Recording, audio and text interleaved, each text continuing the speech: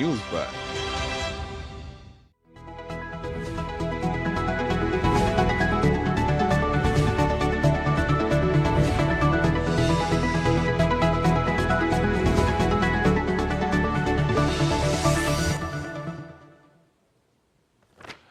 नमस्कार। अंतर्राष्ट्रीय खबरों के हमारे इस खास कार्यक्रम में आपका स्वागत है। मैं हूं चंद्रशेखर जोशी। इस कार्यक्रम में हम आपको इस वक्त की बड़ी अंतर्राष्ट्रीय खबरें बताते हैं, साथ ही दो बड़ी खबरों पर अपने विशेषज्ञ मेहमान के साथ चर्चा भी करते हैं। आज हम बांग्लादेश में इतिहास को जलाने की कोशिश और जलवायु परिवर्तन के घातक परिणामों पर चर्चा करेंगे, लेकिन आइए सबसे पहले आपको दिखाते हैं इस वक्त की अंतर्राष्ट्रीय हेडलाइंस। बांग्लादेश में फिर बवाल, शेख मुजीबुर रहमान के मेमोरियल पर भीड़ का हमला। सरकार ने घटना को बताया अवांछनीय और दुर्भाग्यपूर्ण। शेख हसीना ने कहा, नहीं मिटाया जा सकता है इतिहास।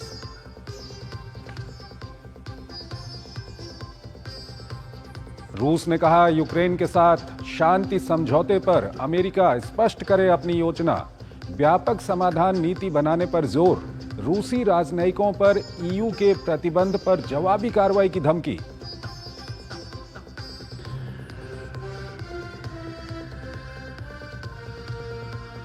रक्षा मंत्री राजनाथ सिंह की अपने अमेरिकी समकक्ष से बात। दोनों देशों के बीच जारी रक्षा सहयोग की समीक्षा। द्विपक्षीय रक्षा संबंधों को विस्तार देने और तौर तरीकों पर भी चर्चा।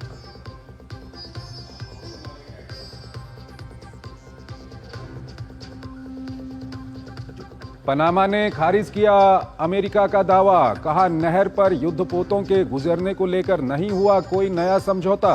अमेरिकी जहाजों के बिना शुल्क के गुजरने की इजाजत मिलने की कही गई थी बात।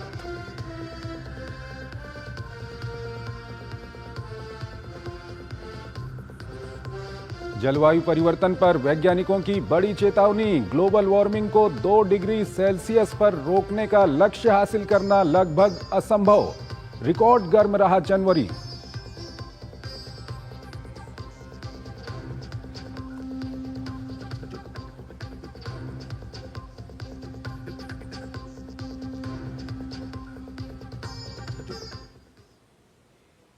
और आइए आपको पहली खबर की ओर लिए चलते हैं। जैसे जैसे वक्त बीत रहा है, बांग्लादेश की अंतरिम सरकार के नेतृत्व में देश कट्टरपंथ और अराजकता की ओर बढ़ रहा है।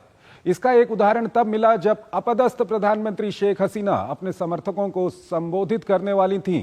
पुलिस और सेना की मौजूदगी में अराजक भीड़ ने बांग्लादेश के राष्ट्रपिता शेख मुजीबुर रहमान का घर जला दिया। ये रिपोर्ट देखिए।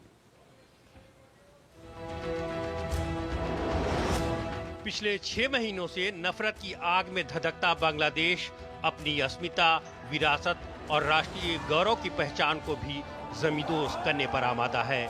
चिंता की बात यह है कि राष्ट्रीय धरोहर को मिटाने की इस साजिश में अंतरिम सरकार भी बराबर की शरीक दिखाई दे रही है। बुधवार को रात के अंधेरे में जिस तरह भविष्य के राह में हिंसा का पेट्रोल छिड़का गया, उसमें एक तबके के अतीत के बदले की भावना भी साफ जाहिर होती है। इस उन्मादी भीड़ को खाद पानी मिलने में बांग्लादेश की नई दोस्ती का बड़ा हाथ होने का शक जताया जा रहा है।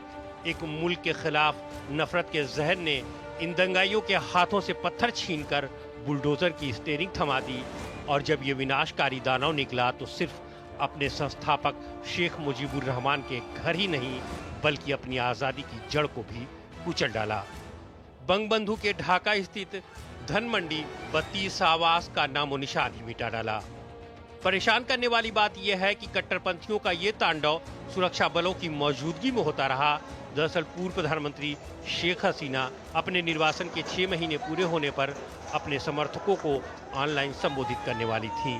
इसके विरोध में 24 रिवोल्यूशनरी स्टूडेंट जनता नाम के एक छात्र संगठन ने 9 बजे रात में बुलडोजर मार्च निकालने का ऐलान कर दिया। हिंसक भीड़ 8 बजे ही मुजीबुर रहमान के घर पहुंच गई और तोड़फोड़ शुरू कर दी। फिर बुलडोजरों का काफिला पहुंचा और राष्ट्रीय संग्रहालय अपने अतीत को समेटे उन्मादियों की कब्रिस्तान में दफन हो गया। राजधानी में कानून और संविधान की धज्जियां उड़ती देख सेना भी आई, लेकिन मसलहत का हाथ बांधे खड़ी रही। इसके अलावा कुलान में शेख हसीना के रिश्तेदारों के घरों पर भी घृणा का बुलडोजर चला। शेख हसीना की पार्टी अवामी लीग के अन्य नेताओं के घर भी इसकी जद में आए। साथ ही अवामी लीग पर प्रतिबंध लगाने की मांग भी की गई। शेख हसीना ने कहा कि किसी ढांचे को मिटाया जा सकता है, लेकिन इतिहास को नहीं। मेरे पिता का घर तोड़ने वालों को याद रखना चाहिए कि इतिहास अपना बदला लेता है। 15 अगस्त 1975 को बांग्लादेश के संस्थापक शेख मुजीबुर रहमान की हत्या इसी घर में हुई थी। इसके बाद इस घर को एक स्मारक संग्रहालय के रूप में बना दिया गया था। पिछले साल 5 अगस्त को यह संग्रहालय भीड़ तंत्र का शिकार हुआ था। तोड़-फोड़ कर आग लगा दी गई थी। तब से ये घर वीरान पड़ा था। और इस खबर पर बात करने के लिए हमारे साथ जुड़ रही हैं डॉक्टर स्मृति एस पटनायक, रिसर्च फेलो हैं IDSA की। डॉक्टर पटनायक, बहुत बहुत स्वागत है हमारे इस कार्यक्रम में आपका। पहला सवाल आपके सामने यही रखना चाहेंगे कि मोहम्मद यूनुस की अंतरिम सरकार की पुलिस और सेना के सामने इतना बड़ा बवाल हो गया, बांग्लादेश के इतिहास को जला डाला गया, क्या कुछ चल रहा है वहां पर? किस तरह से आप इसका विश्लेषण कर रही हैं?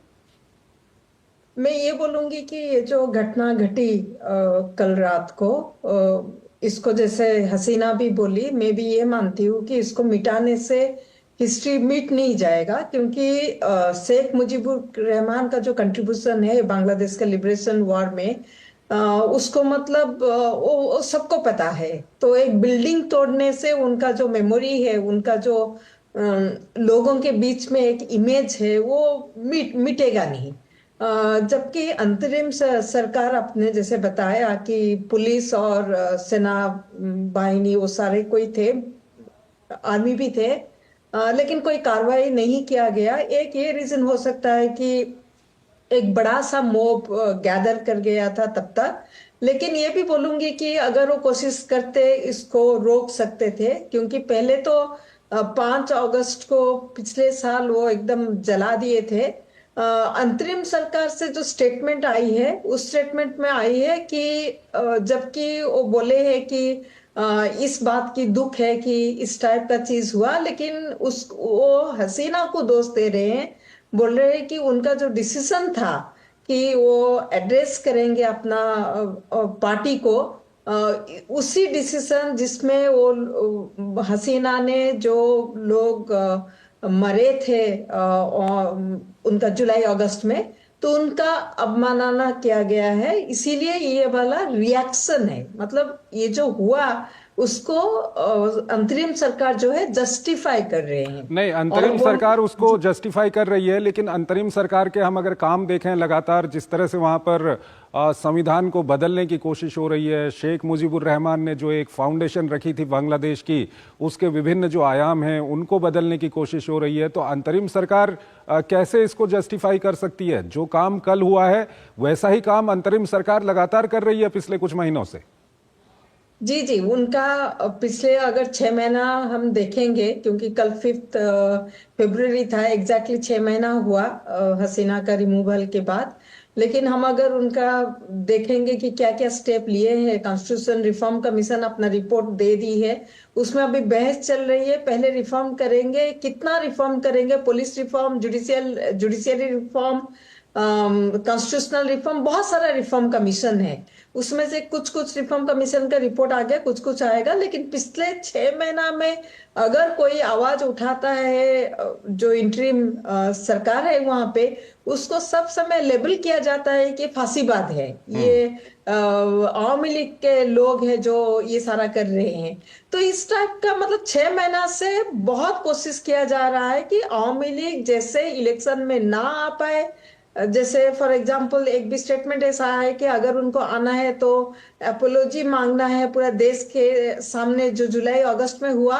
लेकिन आप बांग्लादेश हिस्ट्री अगर देखेंगे, ये मतलब वो जुलाई अगस्त का बात कर रहे हैं, 71 में जितना लोगों को मारा गया था, जिसलिए जो भी पॉलिटिकल पार्टी रिस्पॉन्सिबल था, वायलेंस तो बांग्लादेश में लगी है। कौन सा पॉलिटिकल पार्टी अभी तक अपोलॉजी दी है? तो सिंगल आउट करके आवामी लीग को इलेक्शन में नहीं आने दिया जाए, ये कोशिश पूरी जारी है। इसीलिए कारण इसका क्या हो सकता है? क्या मोहम्मद यूनुस इस फैक्ट को जानते हैं कि आवामी लीग का समर्थन अभी भी बांग्लादेश के अंदर काफी ज्यादा है? यही क्या कारण हो सकता है कि वो लगातार आवामी लीग को दबा रहे हैं? आवामी लीग की जो पहचान है, या शेख मुजीबुर रहमान की जो पहचान है उसको वो दबा रहे हैं? मैं बोलूंगी कि उनको, क्योंकि जब शेख हसीना पावर में थी तो बहुत सारा लीगल एक्शन इनूस के अगेंस्ट में लिए थे। तो उनका एक मन में क्षोभ है कि मेरे अगेंस्ट में ये सारा किया गया था, वो एक हो सकता है। सेकंड, उन अगर आप इंटरिम रिजिम देखेंगे उसमें भी स्टूडेंट लीडर्स हैं। तो मुझे उतना, मतलब मैं ये बोलूंगी, जैसे लगता है कि पूरा पूरी कंट्रोल इनूस का शायद नहीं है। स्टूडेंट लीडर भी अपना, क्योंकि ये जो रिजिम है, एक आप कभी नहीं देखेंगे एक भाषा में बोल रहे हैं। कोई एक स्टेटमेंट अभी दे रहा है, कोई एक दूसरा स्टेटमेंट दे रहा है, कोई जैसे फॉर एग्जांपल जो एडवाइजर है उनमें से एक पहले बोले थे कि नहीं, आवामी लीग एक पॉलिटिकल पार्टी है, वो इलेक्शन में क्यों नहीं आएंगे, तो उनको ट्रांसफर किए। तो इस टाइप का मतलब कोशिश है कि आवामी लीग पार्टिसिपेट ना करे। ये सच है कि बांग्लादेश में अभी भी आवामी लीग का सपोर्ट है, इंस्पाइट ऑफ जो कुछ हुआ पिछले मतलब 10 साल बोलूंगी, क्योंकि पहला 5 साल तो उन्होंने 2/3 मेजोरिटी में इलेक्शन लड़ के फ्री एंड फेयर इलेक्शन में आए थे। 2014 के बाद 24 तक हम 10 साल का बात कर सकते हैं। उसमें जो भी हुआ उसके मतलब जैसे अभी ये प्रयास है कि वो इलेक्शन में ना आ पाए। तो इसीलिए आप देखेंगे दूसरी सारा पॉलिटिकल पार्टी प्रिपेयर करे कुछ कुछ, जैसे फॉर एग्जांपल बीएनपी बोल रहे हैं अगर जुडिशियल प्रोसेस में आवामी लीग पार्टिसिपेट नहीं करेगा तो ठीक है, लेकिन बिना जुडिशियल प्रोसेस में आप ये नहीं कर सकते हैं कि आवामी लीग पार्टिसिपेट नहीं करेगा इलेक्शन। यानी कि कहीं ना कहीं जो आप बोल रही हैं कि यूनुस का पूरा कंट्रोल नहीं है इस अंतरिम शासन पर, और साथ ही साथ ये चीज़ पहले भी ये चीज़ सिद्ध भी हो चुकी है कि मोहम्मद यूनुस का पूरा कंट्रोल नहीं है। जमात के लोग वहाँ पर हैं, कट्टरपंथी ताकतें वहाँ पर हैं, और ये ताकतें कहीं ना कहीं पाकिस्तान से जुड़ी हुई हैं। और हाल के दिनों में जिस तरह से पाकिस्तान के सेना अधिकारी बांग्लादेश का दौरा कर रहे हैं, बांग्लादेश के सेना अधिकारी पाकिस्तान का दौरा कर रहे हैं, पाकिस्तान बांग्लादेश की नज़दीकियाँ बढ़ रही हैं, तो कहीं ना कहीं ये कट्टरपंथ की ओर ले जाने की एक कोशिश हो रही है। और आवामी लीग एक ऐसी पार्टी है जो वहां पर कट्टरपंथ को नहीं चाहती थी, तो ये भी एक कारण हो सकता है क्या? देखिए, कट्टरपंथी तो सब समय बांग्लादेश में एक सेक्शन पॉपुलेशन सब समय थे। आप अगर देखेंगे वुमेन फुटबॉल टीम को सब जगह पे रोका जा रहा है कि वो खेल नहीं पाएंगे बांग्लादेश में। ये कल 3rd इंसिडेंट उसमें हुआ। हाँ, पाकिस्तान बांग्लादेश के बीच में जो दूरी थी आवामी लीग टाइम में उसको भी ब्रीच करने का कोशिश कर रहे हैं। मुझे लग रहा है कि ठीक है, वो जो हसीना के टाइम में जो था कंप्लीटली अबनॉर्मल रिलेशनशिप, कोई भी रिश्ता नहीं था उनका पाकिस्तान के साथ, लेकिन जो थोड़ा बहुत था ऐसे हाई कमीशन तो दोनों जगह पे थे। बांग्लादेश का हाई कमीशन पाकिस्तान में थे, पाकिस्तान का हाई कमीशन भी बांग्लादेश में थे। लेकिन अभी ये कोशिश किया जा रहा है कि शायद इंडिया को दिखाने के लिए कि हम अभी पाकिस्तान का करीब है। उसमें 2 चीज जो है वो हम लोग के लिए, इंडिया के लिए कंसर्न है। जैसे फॉर एग्जांपल जो पाकिस्तान अभी जो पाकिस्तानी बांग्लादेशी वीसा लेके आएगा उनका कोई सिक्योरिटी क्लियरेंस का जरूरत नहीं है। तो ये प्रॉब्लम नहीं है कि पाकिस्तानी आ रहे हैं बांग्लादेश में, वो आएंगे जैसे कोई दूसरे, लेकिन आप उनका बिना सिक्योरिटी क्लियरेंस पे उनको आने दे रहे हैं बांग्लादेश के अंदर। तो कौन आ रहा है वो हमें पता नहीं। जैसे ट्रेड हो रहा है कराची से जो कंटेनर आ रहा है उसका कोई जांच नहीं कि कंटेनर के अंदर क्या आ रहा है। तो ये जो कट्टरपंथ, देखिए बांग्लादेश का कट्टरपंथी का पाकिस्तान कट्टरपंथियों के साथ सब समय रिश्ता रही है। तो मतलब अभी जैसे सरकार का निगरानी नहीं है, मतलब ये सरकार एनकरेज भी कर रहा है दोनों देश के बीच में। डॉक्टर पटनायक, एक कारण क्या ये भी हो सकता है कि जिस तरह की वहां पर घटनाएं हो रही हैं लगातार, कहीं ना कहीं जो मोहम्मद यूनुस की वहाँ पर अंतरिम सरकार है उसको अभी वक्त भी हो गया है, और बांग्लादेश की कई सारी समस्याएं हैं उनको दूर करने में वो नाकाम रही है, और लोगों के अंदर गुस्सा भी भड़क रहा है। तो लोगों के गुस्से को कहीं ना कहीं डाइवर्ट करने के लिए या इन जो एक्चुअल हालात हैं उसको छुपाने के लिए इस तरह के जो काम वहाँ पर करवाए जा रहे हैं ताकि भावनाएं भड़काई जा सकें, क्या एक बड़ा कारण हो सकता है? हो सकता है, क्योंकि यहाँ पे तो अभी कुछ भी रूल आउट करना मुश्किल है। क्योंकि क्यों सडनली अगर शेख हसीना एड्रेस कर रहे हैं अपना सपोर्टर को, तो उसको लेके 32 धानमंडी के ऊपर अटैक करना और उसको अटैक को रोकने के लिए कोई भी कोशिश नहीं है। सोशल मीडिया में पता है, सबको पता है, लेकिन कोई भी कोशिश नहीं किया किए कि उस अटैक को रोका जाए। रोका जा सकता था, ऐसे भी पहले डैमेज हो चुका था म्यूजियम को। तो वो एक चीज है। तो ऑब्वियसली प्राइस राइस है, रमजान भी आ रहा है, लोग भी परेशान है, जो जितना सामान का दर दाम बहुत बढ़ गया है। तो ये चीज है, law and order definitely control में नहीं है। आप चारों जगह देखिए, कहीं पे डेमोन्स्ट्रेशन चल रहा है, कहीं पे जैसे बताया कि वुमेन फुटबॉल टीम के ऊपर अटैक करके उनको हम खेलने और नहीं शायद देंगे। यही कारण है कि जिस तरह के वहां पर हालात प्रॉब्लम। बने हुए हैं, आर्थिक स्थिति खराब हो रही है, लगातार वहां पर जो कर्मचारी हैं, छात्र हैं, वो सड़कों पर हैं, वो हड़तालें वहां पर कर रहे हैं। तो इन एक्चुअल हालात से कहीं ना कहीं वहां की आवाम का ध्यान हटाने के लिए इस तरह के भावनात्मक मुद्दों को जन्म दिया जा रहा है। कभी हिंदुओं के मंदिरों पे हमला किया जाता है, कभी शेख मुजीबुर रहमान के घर को आग लगा दी जाती है, और शायद यही एक बड़ा कारण वहां पर हो सकता है। डॉक्टर पटनायक, बहुत बहुत धन्यवाद आपका हमारे इस कार्यक्रम में हमारे साथ जुड़ने के लिए। और हमको यहाँ पर एक छोटा सा ब्रेक लेना।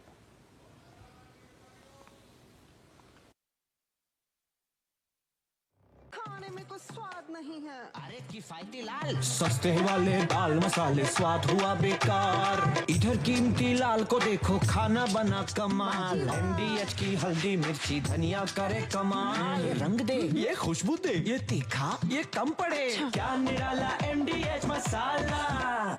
जब धरती चीर कर निकलता है लोहे का पत्थर और मिलता है मोंगिया के जोश से, फिर तपता है, पिघलता है और बनता है फौलाद।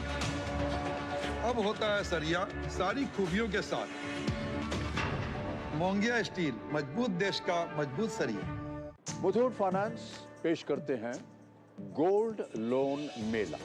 गोल्ड लोन लेने पर और कस्टमर रेफर करने पर पाइए सुनहरा मौका, लाखों के गिफ्ट वाउचर जीतने का। साथ ही साथ जीतें आप 24 कैरेट खरा सोना। गोल्ड लोन लेने के लिए आज ही मुथूट फाइनेंस की ब्रांच में जाइए या फिर कॉल कीजिए 1-800-313-1212। एक ऐसा तबका जो रिटायरमेंट के बारे में आज भी बिल्कुल नहीं सोचता, वो है औरतें। औरतें कमा के भी वल्नरेबल हैं। सो एनपीएस एक इक्वालिटी ला रहा है। हम सब एक बराबर प्लेटफॉर्म पे हैं। अपने बेहतर कल को सुनिश्चित करने के लिए एनपीएस जरूरी है। MDH का किचन किंग किचन में हो तो हम सब कुछ बना सकते हैं। बैंगन का भरता, आलू गोभी, भिंडी मसाला और भी बहुत कुछ। MDH। स्वागत है आपका ब्रेक के बाद। और अगली खबर काफी चिंता पैदा करने वाली है। दुनिया में जलवायु परिवर्तन का असर दिखने लगा है। धरती लगातार गर्म हो रही है और इसको लेकर जो ताजा शोध आ रहे हैं वो काफी चिंता पैदा करने वाले हैं। बताया जा रहा है कि मौसम चक्र बदल रहा है, समुद्र का जलस्तर कई मीटर तक बढ़ सकता है, कई शहरों के डूबने की भी आशंका जताई जा रही है। ये रिपोर्ट देखिए। खतरे में धरती का भविष्य, हाथ से निकला जलवायु संकट। होश उड़ाने वाला यह खुलासा जलवायु संकट पर किए गए ताजा शोध में सामने आया है। वैज्ञानिकों ने साफ कह दिया है कि जलवायु परिवर्तन अब काबू से बाहर होता जा रहा है। ग्लोबल वार्मिंग को 2 डिग्री सेल्सियस तक रोकने का लक्ष्य भी नामुमकिन दिखाई देने लगा है। संयुक्त राष्ट्र की जलवायु समिति की तरफ से यह सीमा निर्धारित की गई है। जाने माने जलवायु वैज्ञानिक जेम्स हांसेन की अगुवाई में तैयार एक रिपोर्ट में कहा गया है कि बढ़ते ग्रीन हाउस गैस उत्सर्जन के कारण धरती तेजी से गर्म हो रही है और हालात लगातार बिगड़ते जा रहे हैं। रिपोर्ट में कहा गया है कि धरती की जलवायु पहले की तुलना में कहीं अधिक संवेदनशील हो गई है। दावा है कि 2045 तक वैश्विक तापमान 2 डिग्री सेल्सियस के करीब पहुंच सकता है। अगले 20 से 30 वर्षों में ध्रुवीय बर्फ के तेजी से पिघलने से सागरों की धाराएं प्रभावित होंगी। मौसम चक्र में भारी उथल पुथल मच सकता है। समुद्र का जलस्तर कई मीटर बढ़ सकता है। कई शहरों के डूबने की भी आशंका है। विशेष हितों को दरकिनार का ठोस जलवायु नीति को लागू करना ही एकमात्र विकल्प रह गया है।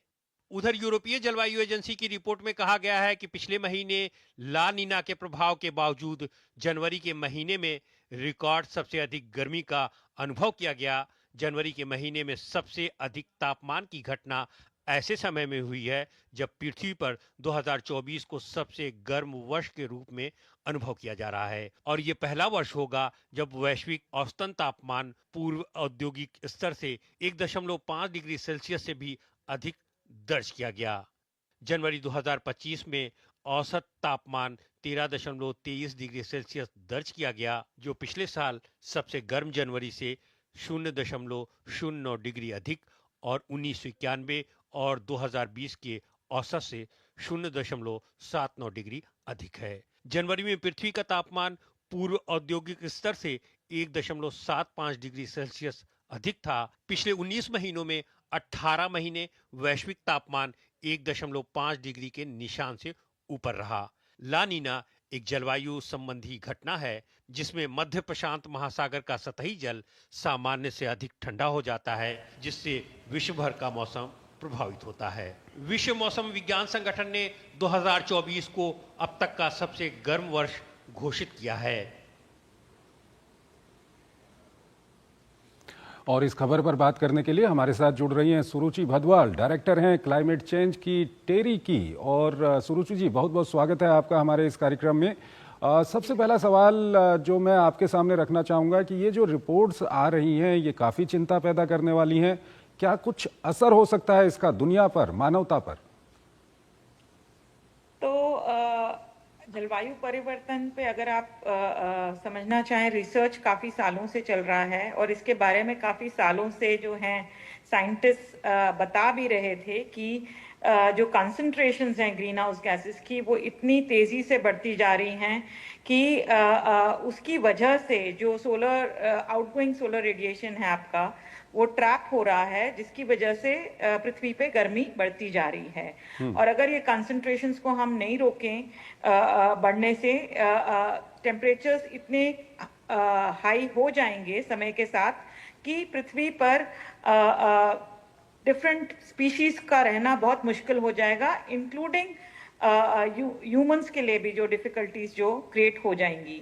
और आज हम देख रहे हैं कि ये इंसिडेंसेस जो हैं तापमान के बढ़ने की वजह से, जो हम देखते हैं हीट वेव कंडीशंस जो क्रिएट हो जा रहे हैं, एक्सट्रीम कंडीशंस जो हम बेसिकली ऑब्जर्व करते हैं, उससे आपके इवेपोरेशन रेट्स भी चेंज हो रहे हैं, इवेपोट्रांसपिरेशन रेट्स चेंज हो रहे हैं, ह्यूमिडिटी लेवल्स चेंज हो रहे हैं। इसका असर आम जिंदगी पे इतना ज़्यादा होने लगा है कि अब आपको उसका असर जो है दिखने लगा है आपके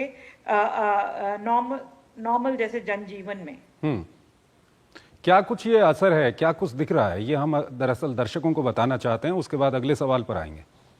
ये आइडली इम्पैक्ट्स बहुत तरह के हैं। चेंजेस जो हम जलवायु परिवर्तन में जिस तरह से बात करते हैं, दो तरह की होती हैं। एक तो जो स्लो ऑनसेट इवेंट्स हैं, सो धीरे धीरे जो तापमान बढ़ रहा है, जो आपने बताया, हम 1.5 डिग्री हमने टच भी किया है और शायद कुछ समय में हम उसको पार भी कर जाएंगे और 2050 तक 2 से 3 डिग्री के ऊपर औसतन हम बेसिकली क्रॉस कर जाएंगे, जिस रफ्तार से कंसंट्रेशंस इंक्रीज कर रहे हैं। और सन 2100 में करीब 5 से 6 डिग्री औसतन जो है टेम्परेचर्स नॉर्मल से हर लोकेशन के आपको इंक्रीजेस बेसिकली हो जाएंगे।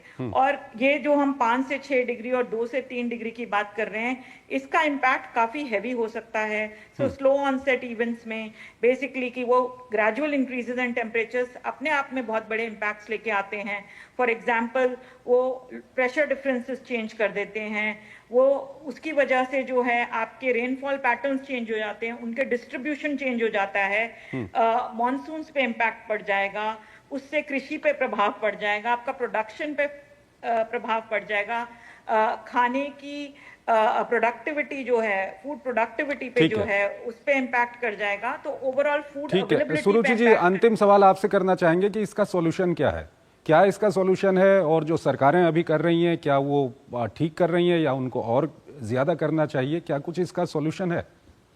जी, इसका जो सोल्यूशन है, क्योंकि हम बेसिकली एटमॉस्फेयर की बात करते हैं, तो कलेक्टिव एफर्ट्स चाहिए कंट्रीज के ग्रीन हाउस गैस कंसंट्रेशंस को कटेल करने के लिए, क्योंकि ये इसका सोर्स जो है वो basically anthropogenic human introduced activities है जिससे कि एमिशंस हो रहे हैं, चाहे वो ट्रांसपोर्ट रिलेटेड है, चाहे वो पावर प्रोडक्शन में के दौरान जो एमिशंस होते हैं फॉसिल फ्यूल्स के यूजेज की वजह से, चाहे वो इंडस्ट्रियल एमिशंस हैं, और चाहे वो लैंड कवर चेंज जो है, पेड़ों को काटा जा रहा है उसकी वजह से जो प्रभाव है, और कार्बन का ट्रैपिंग जो है वो कम हो गया है। तो इसकी वजह से जितने भी चेंजेस हमने किए हैं ह्यूमन इंटरफियरेंस की वजह से पृथ्वी के साथ, उसका असर जो है इन एमिशंस और कंसंट्रेशन लेवल्स इंक्रीज के तौर पे हमें दिखते हैं, जिसको हमें बेसिकली कंट्रोल करना पड़ेगा। हर देश को करना पड़ेगा, हर देश का कंट्रीब्यूशन इसके लिए रहना पड़ेगा। इसमें अगर आज की डेट पे आप देखें तो United states of America, China और इंडिया 3 ऐसे देश हैं जो टॉप 3 कंट्रीज हैं जिससे कि एमिशंस हो रहे हैं इन ग्रीन हाउस गैसेस के, और इन और काफी और भी G20 के नेशंस जो हैं वो भी अपने एफर्ट्स डाल सकते हैं। बेसिकली हमें चाहिए कि ये सारे देश जो हैं अपने एफर्ट्स डालें in terms of overall reduction of green house gas emissions, जिससे कि हम इसको थोड़ा बहुत जो है कर्टेल कर सकें, स्केल ऑफ चेंजेस जो हम बात करते हैं विद रिगार्ड्स टू जलवायु परिवर्तन। ठीक है, सुरुचि जी बहुत बहुत धन्यवाद आपका। आप हमारे इस कार्यक्रम में जुड़ी और काफ़ी महत्वपूर्ण जानकारियां आपने हमारे दर्शकों के साथ साझा की, इसके लिए आपका बहुत बहुत धन्यवाद। और यहाँ पर हमको एक छोटा सा ब्रेक लेना।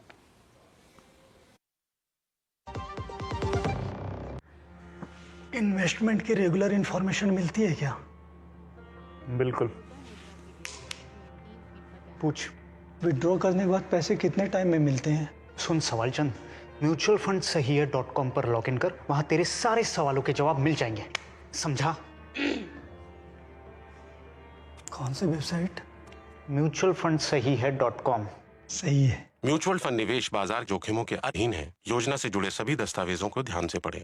गोल्डी मसाले के 100 ग्राम के स्पेशल पैक्स में फ्रेशनेस लॉक है। ऐसे गोल्डी मसाले जहां जाएं रिश्ते बनाएं। रिटायरमेंट प्लानिंग के लिए तेरा SIP के बारे में क्या ख्याल है? रिटायरमेंट अभी तो पूरी लाइफ बाकी है यार। पर तुझे नहीं लगता अगर रिटायरमेंट के बारे में अभी से नहीं सोचे तो आगे जाके प्रॉब्लम होगी? पर रिटायरमेंट के बारे में सोचना क्यों है इतना जरूरी? जब तक आप रिटायर हो जाएंगे महंगाई काफी ज्यादा बढ़ जाएगी और आपकी इनकम वो तो रुक ही जाएगी। इसीलिए आज ही म्यूचुअल फंड्स में SIP शुरू कीजिए और हर महीने थोड़ा थोड़ा करके धन इकट्ठा कीजिए एक कंफर्टेबल रिटायर्ड लाइफ जीने के लिए। अधिक जानकारी के लिए अपने वित्तीय सलाहकार से परामर्श करें। LIC म्यूचुअल फंड द्वारा निवेशक शिक्षा की एक पहल। म्यूचुअल फंड निवेश बाजार जोखिम के अधीन है। योजना से संबंधित सभी दस्तावेजों को ध्यान से पढ़ें। स्वागत है आपका ब्रेक के बाद और अंतर्राष्ट्रीय खबरों के हमारे इस खास कार्यक्रम में आज इतना ही, लेकिन जाते जाते हम आपको छोड़ जाते हैं आज की महत्वपूर्ण अंतर्राष्ट्रीय खबरों के साथ। आप इन खबरों को देखिए और हमारी पूरी टीम को इजाजत दीजिए। नमस्कार। चीन ने अमेरिकी राष्ट्रपति डोनाल्ड ट्रंप द्वारा चीनी आयात पर नए 10% टैरिफ और चीन से अमेरिका में आने वाले कम मूल्य वाले पार्सल के लिए शुल्क मुक्त छूट को रद्द करने के खिलाफ विश्व व्यापार संगठन में शिकायत दर्ज की है। चीन ने तर्क दिया है कि यह कार्रवाई संरक्षणवादी और WTO के नियमों के खिलाफ है। पनामा सरकार द्वारा संचालित पनामा नहर प्राधिकरण ने अमेरिका को बड़ा झटका देते हुए अमेरिकी विदेश विभाग के उस दावे का खंडन किया है जिसमें कहा गया था कि अमेरिका के जहाज शुल्क का भुगतान किए बिना नहर को पार करेंगे। इससे पहले राष्ट्रपति डोनाल्ड ट्रंप द्वारा क्रॉसिंग का नियंत्रण वापस लेने की धमकी भी दी गई थी। ऐसे में पनामा नहर प्राधिकरण के इस कदम के बाद तनाव और बढ़ने की संभावना है। ऑस्ट्रेलिया में हेट क्राइम को रोकने के लिए गुरुवार को पास किए गए नए कानून लागू हो गए हैं। इसमें आतंकी गतिविधियों और हेट सिंबल दिखाने पर सजा का प्रावधान है। ये कानून सिडनी और मेलबर्न में बढ़े यहूदी विरोधी हमलों के बाद लाया गया है। इस कानून के तहत नाजी सैल्यूट पर भी जेल का प्रावधान है। भारत के रक्षा मंत्री राजनाथ सिंह ने अमेरिका के रक्षा मंत्री पीट हेग्सेथ के साथ टेलीफोन पर बातचीत की। राजनाथ सिंह ने उन्हें रक्षा मंत्री बनने पर बधाई दी। राजनाथ सिंह ने बताया कि दोनों ने चल रहे रक्षा सहयोग की समीक्षा की और भारत अमेरिका द्विपक्षीय रक्षा संबंधों को विस्तारित और गहरा करने के तरीकों और साधनों की खोज की। परिचालन, खुफिया और रक्षा औद्योगिक सहयोग पर महत्वाकांक्षी एजेंडा तैयार करने पर भी सहमति बनी। ब्रिटेन की सरकार ने लंदन के ग्रेनफील्ड टावर को तोड़ने का फैसला लिया है। यहाँ 2017 में आग लगने से 72 लोगों की मौत हो गई थी। उप प्रधानमंत्री एंजेला रेना ने इस खबर की पुष्टि की है। मृतक के रिश्तेदारों का प्रतिनिधित्व करने वाले कुछ समूह इसका विरोध भी कर रहे हैं। टावर के भविष्य पर कई वर्षों से बहस चल रही थी। कुछ इसे त्रासदी की याद के रूप में बनाए रखना चाहते हैं और कुछ इसकी जगह एक नया स्मारक बनाना चाहते हैं। राष्ट्रपति शी जिनपिंग ने गुरुवार को बीजिंग में थाईलैंड के प्रधानमंत्री पेंटोगटन शिनावात्रा के साथ एक बैठक के दौरान कहा है कि चीन और थाईलैंड को एक दूसरे पर विश्वास गहरा करना चाहिए और बढ़ती वैश्विक अनिश्चितताओं का मुकाबला करने के लिए सहयोग का विस्तार करना चाहिए। दरअसल थाईलैंड के नेता अगस्त में पदभार संभालने के बाद पहली विदेश यात्रा के तहत चीन पहुंची हैं। गाजा से फिलिस्तीनियों को कहीं और बसाने की अमेरिकी राष्ट्रपति डोनाल्ड ट्रंप की योजना को अमली जमा पहनाने के लिए इजरायल तैयार नजर आ रहा है। इजरायल के रक्षा मंत्री कार्टर ने सेना को इस पूरे मामले को लेकर योजना बनाने का आदेश दे दिया है और कहा है कि किसी भी वक्त इस योजना को लागू करने के लिए पूरी तरह से तैयार रहें। इजरायली रक्षा मंत्री का यह आदेश ऐसे समय में सामने आया है जब अमेरिकी राष्ट्रपति ट्रंप के गाजा को मिडिल ईस्ट का रिवेरा बनाने की योजना की चौतरफा आलोचना हो रही है।